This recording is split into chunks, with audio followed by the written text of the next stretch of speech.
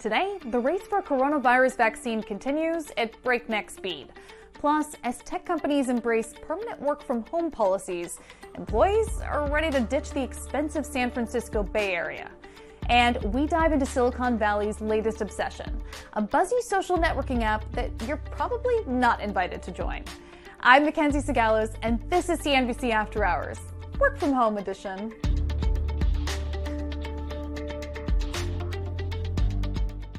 Let's take a look at the scoreboard. The markets posted a loss today, but stocks are still on pace to finish the week in the green. And the Dow is on pace for its biggest weekly gain in 6 weeks. Now, even though the major indices are still lower than they were before the lockdown started in March, some stocks are higher than ever. Take Lululemon. That stock hit an all-time high today, as athleisure suddenly became workwear as quickly as everyone's couch became their office. And now for 3 of today's biggest developments and the global coronavirus pandemic. First, European drug maker AstraZeneca has received more than $1 billion from America's Operation Warp Speed to fund the development of the vaccine it's working on with the University of Oxford. The company says it has the capacity to produce 1 billion doses through 2020 and into 2021, and is guaranteed 300 million doses to the U.S. government by this October. Now, this all sounds great and really promising, but it's important to note that as of now, all the commitments AstraZeneca has made and all the money that's been funneled its way is based on data just from monkeys. The company plans to see some human data soon, but it underscores the unprecedented pace of COVID vaccine development. AstraZeneca also plans to begin a phase 3 trial of its vaccine on 30,000 people as soon as next month. And second, Apple and Google have released technology to help governments track the spread of COVID-19.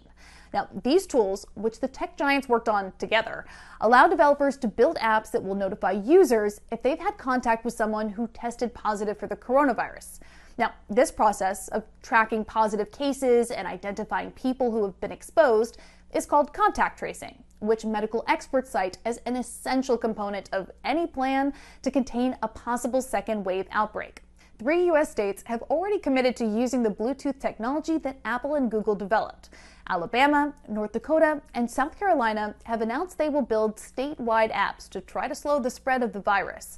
Remember, Apple and Google did not build the actual contact tracing apps. They built the tools that government health bodies will use to build them. But the companies will not allow any app built with their tech to use GPS data, which can pinpoint a user's location. Finally, tensions between the U.S. and China continue to escalate. The Senate unanimously passed a bill targeting Chinese companies that are listed on America's stock exchanges, like the NASDAQ or the New York Stock Exchange. Now, some examples are e-commerce giant Alibaba and tech company Baidu. What the Senate bill says is that any non-U.S. company listed in the states must certify that it is not owned or controlled by a foreign government.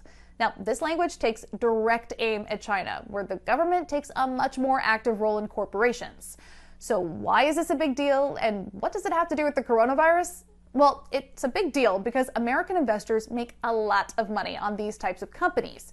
There are over 1 billion people in China. A lot of them buy things from Alibaba and use the internet services provided by Baidu. And what does it have to do with COVID-19? Well, nothing. But also everything.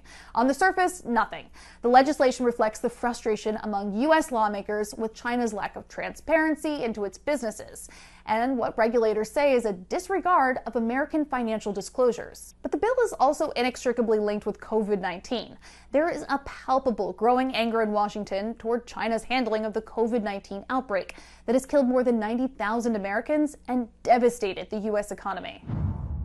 Okay, let's get to our sound check. Here's a roundup of the day's biggest action and what the top newsmakers and business leaders had to say on CNBC's airwaves today.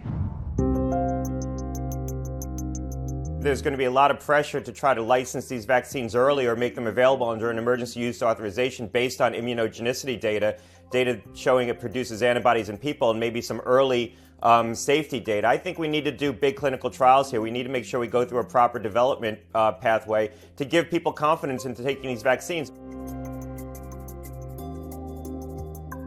The 3 big tough nuts that we've got to give people confidence on sooner than later are daycare, schools, public transportation. you've got to have confidence that you've got the testing, the quick, rapid turnaround ability to track that down, the contact tracing.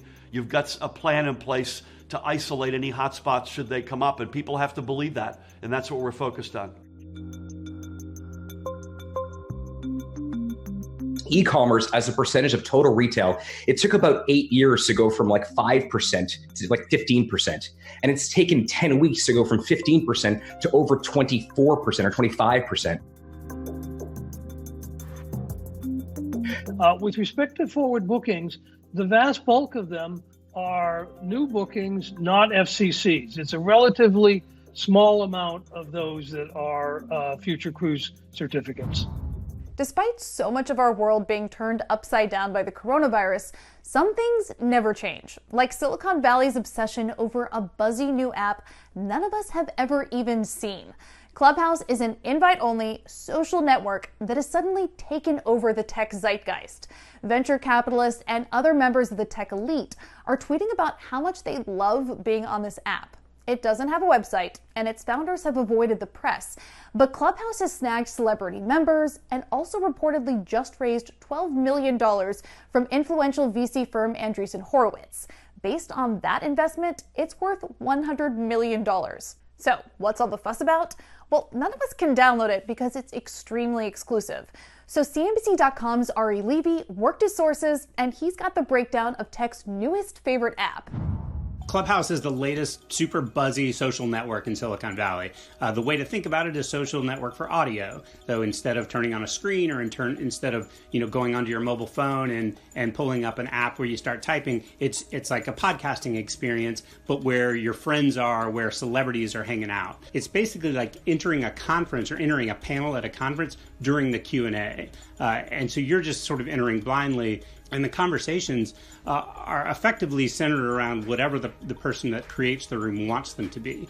So it can be tech, and there's a lot of tech conversations because there are a lot of venture capitalists. It can be music, it can be pop culture. There have been discussions about Joe Biden's campaign strategies. There have been discussions about incarceration during COVID-19. MC Hammer is part of it. Fab Five Freddy, the hip hop pioneer. They've got Jared Leto. They have Ashton Kutcher.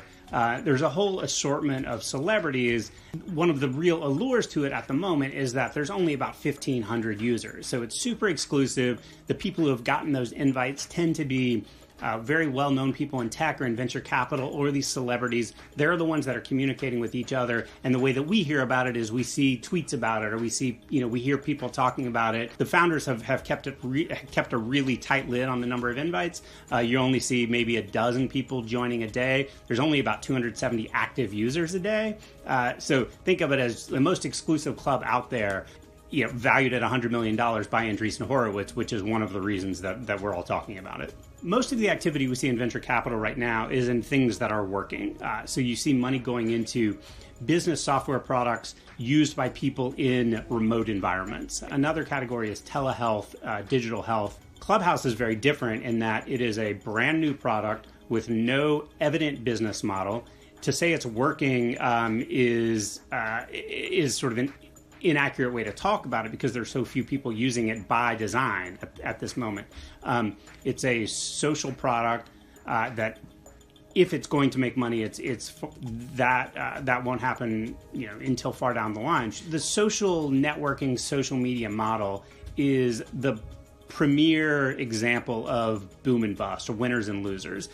The winners in this category, whether it's Facebook or LinkedIn or Twitter or Pinterest or Snap, have turned into anywhere from, being valued in the tens of billions to being valued in the hundreds of billions of dollars. Okay, and before we leave, it's time for a numbers round.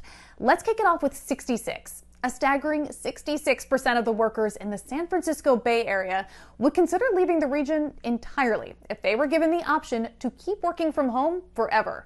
That's according to a new survey from Blind, an anonymous workplace-focused social network.